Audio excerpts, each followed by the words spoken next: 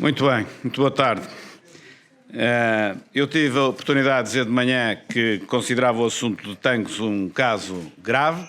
Queria ter a oportunidade de ver melhor a acusação. A acusação tem mais de 500 páginas, não é possível vê-la com todo o pormenor, mas é possível olhar para ela e absorver aquilo que é o fundamental. E devido à gravidade, optei por fazer esta declaração e não limitar-me a comentar ali, na esquina da rua, no quadro da campanha eleitoral, uma matéria desta gravidade. E nós podemos aqui tirar algumas conclusões. Não vou tirar muitas porque estamos apenas perante uma acusação, não estamos ainda perante uma sentença transitada e julgada. Mas podemos dizer isto. Tudo o que está escrito na acusação pode não ser tudo verdade e pode não ser tudo provado em tribunal. Mas seguramente que também não é tudo mentira. Tal é a forma como a acusação está formulada. E por isso nós percebemos que é um assunto grave em termos de funcionamento do Estado de Direito Democrático.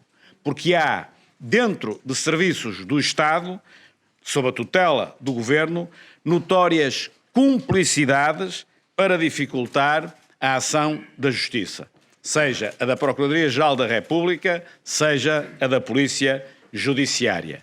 Isto parece-me claro, independentemente dos factos serem todos apurados ou apenas uma parte deles. Isso acho que já não há forma de contornar.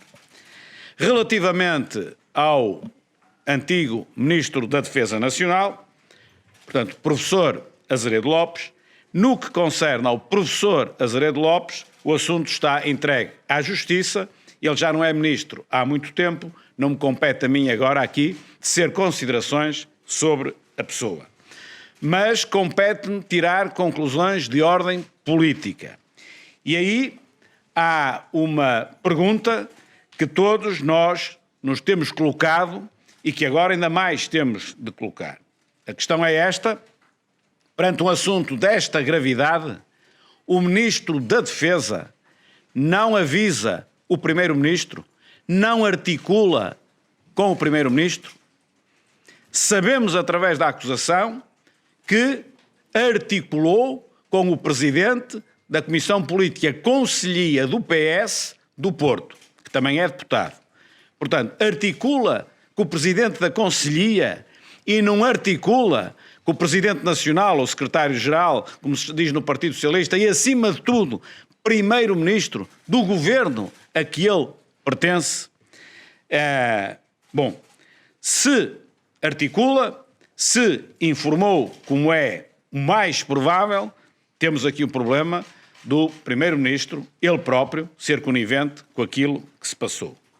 Mas, se quisermos ir para a hipótese de o Ministro não ter avisado o Primeiro-Ministro, como o Primeiro-Ministro tem vindo a defender, então nós também temos aqui um problema grave. Ou seja, temos um governo em que os ministros não informam o Primeiro-Ministro de tudo aquilo que de relevante, de importante e de grave se passa no respectivo Ministério. Se não o fazem no quadro das funções de soberania, estamos a falar da defesa nacional e de material de guerra, e depois do funcionamento da Justiça. Se não o fazem num quadro desta gravidade, como é que então será nos demais ministérios? O que é que terá acontecido ao longo destes 4 anos de importante que dentro do Governo, que o Primeiro-Ministro não soube? E o que é que poderá acontecer de importante no futuro, no quadro de um governo presidido pelo Dr. António Costa, que o Dr. António Costa, pura e simplesmente, não saiba. E, portanto, parece-me evidente que só há duas possibilidades, ou sabe ou não sabe, e ambas são muito más. Porque mesmo que não saiba, um governo não pode funcionar assim. Ou seja, que a autoridade e que coordenação tem o Primeiro-Ministro sobre o governo e sobre os seus ministros, quando os seus ministros, pura e simplesmente, não o informam, não avisam, não articulam com ele matérias desta responsabilidade.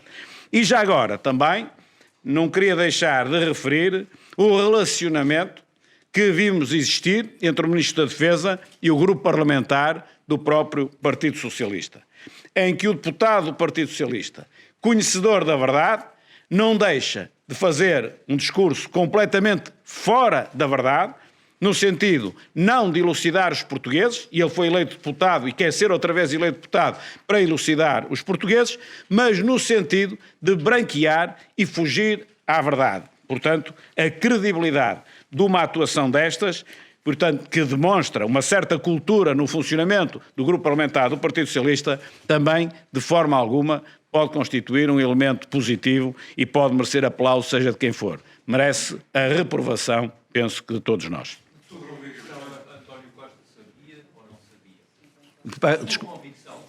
Se António Costa sabia ou não sabia? Eu acho que é pouco crível que um ministro, e eu tive o cuidado de dizer, eu já não estou a falar do professor Azeredo Lopes, esse é um assunto entregue à Justiça, não tem nada a ver comigo, agora estou a ver com o ministro, seja ele qual for, que um ministro não articule aspectos desta gravidade com o primeiro-ministro. Ainda assim, eu nunca poderei dizer, eu pessoalmente então nunca poderei dizer mesmo que sabia ou que não sabia, não é? Nem alguma vez irei julgar semelhante coisa.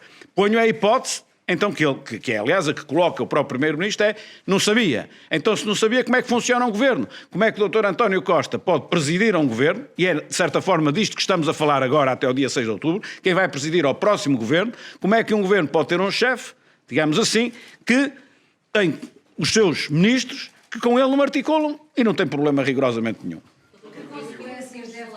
Espera aí, uma de cada vez, diga.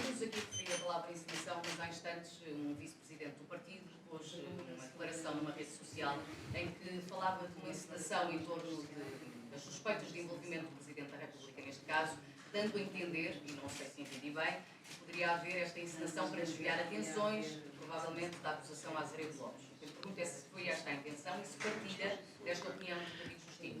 Eu não sei o que é que o professor David Justino escreveu na rede social que refere, há de ser um Facebook ou um Twitter qualquer, não é? Não sei.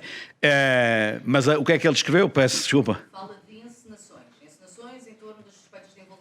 Isso é algo que tem vindo nas notícias. Portanto, ele, ao fazer isso, penso que está a reproduzir apenas algumas notícias que têm saído, em que montam aqui, em que o Partido Socialista, não, o Governo, pretendia aqui montar uma encenação para aparecer no fim com os louros de ter descoberto as armas apareceram, armas não são armas, era material de guerra. O material de guerra apareceu, que era aquilo que era mais importante, a troco de não deixar a justiça funcionar e julgar aqueles que são os potenciais criminosos e atores do crime. Uma insinuação de que terá havido uma encenação do Governo de suspeitas sobre o Presidente da República. Não, sobre o Presidente da República. Sobre o Presidente da República.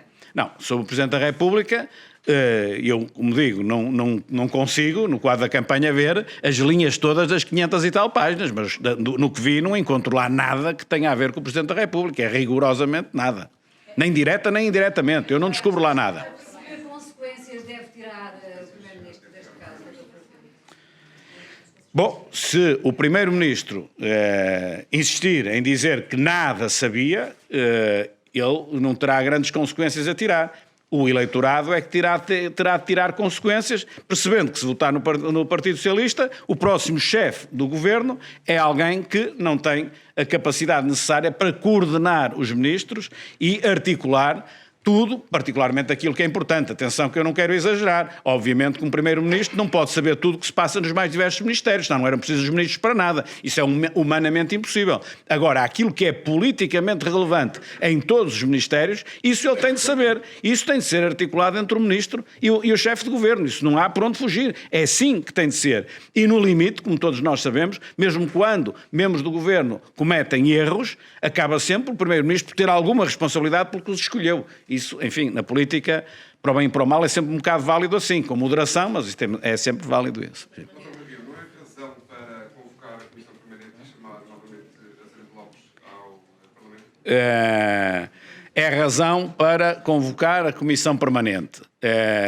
E a Comissão Permanente se reunir, não é se for convocada pode se reunir, naturalmente que verá aquilo que deverá fazer.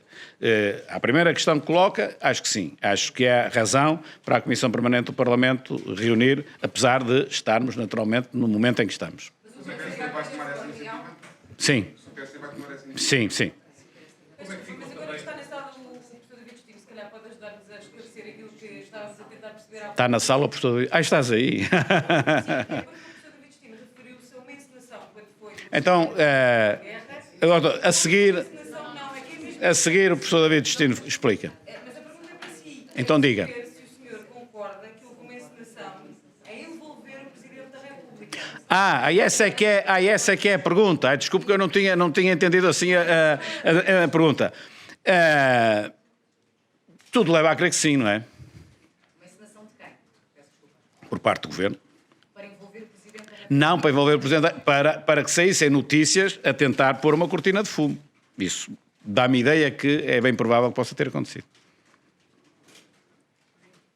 Como é que fica também no Parlamento quando o Parlamento aprova um relatório no sentido que é contrário àquilo que é agora esta decisão da Justiça? É um bocado isso que eu digo, que eu disse há bocado quando referi o funcionamento do grupo parlamentar do Partido Socialista. Não em termos específicos agora dessa comissão de inquérito, porque o enquadramento em que o deputado fez as declarações não foi esse, mas de qualquer maneira é notório que os deputados do Partido Socialista, neste caso, ou aquele deputado do Partido Socialista, pelo menos neste caso, procurou ocultar a verdade e ajudar a ocultar a verdade. Quando nós temos uma comissão de inquérito, seja sobre o que for, é completamente diferente. As coisas não podem ser assim. E, portanto, naturalmente que isto não abona a favor daquilo que é a credibilidade que o grupo parlamentar do PS possa merecer, seja em que situação for, através deste exemplo. Doutor, o Primeiro-Ministro já disse hoje que há justiça o que é da justiça, não querendo falar sobre este caso. Este caso deve ficar exclusivamente na esfera jurídica? Não.